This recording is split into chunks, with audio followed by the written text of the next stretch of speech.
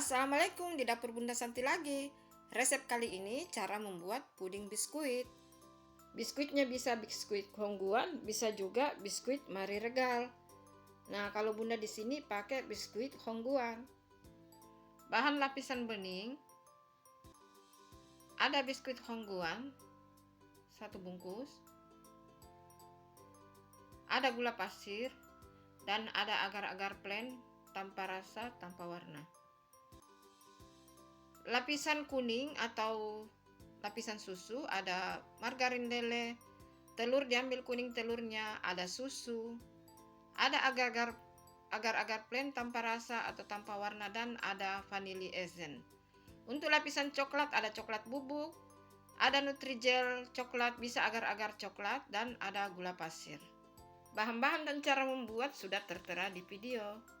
Nonton videonya sampai habis ya, jangan lupa like, komen, dan subscribe. Terima kasih.